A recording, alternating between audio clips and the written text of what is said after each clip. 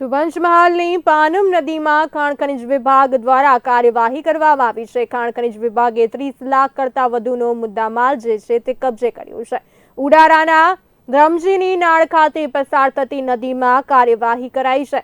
ગેરકાયદે ખનન કરી રહેલ વાહનોને ખાણ ખનીજ વિભાગે પકડી પાડ્યા છે। જેસીબી મશીન સહિત 4 ટ્રેક્ટરને ખાણ ખનીજ વિભાગે પકડી પાડ્યા છે। લીઝ નહીં હોવા છતાં મોટા માથાઓ દ્વારા ગેરકાયદે ખનન કરાતું હતું। મહત્વપૂર્ણ સમાચાર સામે આવી રહ્યા છે। પંચમહાલની પાનમ નદીમાં ખાણ ખનીજ વિભાગ દ્વારા કાર્યવાહી કરવામાં આવી છે। ખાણ ખનીજ વિભાગે 30 લાખ કરતાં વધુનો મુદ્દામાલ જે છે તે કબજે કર્યો છે। ઉડારાના રમજીની નાળ ખાતે પસાર થતી નદીમાં કાર્યવાહી કરાઈ છે। ગેરકાયદે ખનન કરી રહેલ વાહનોને ખાણ ખનીજ વિભાગે પકડી પાડ્યા છે। જેસીબી મશીન સહિત 4 ટ્રેક્ટરને ખાણ ખનીજ વિભાગે પકડી પાડ્યા છે।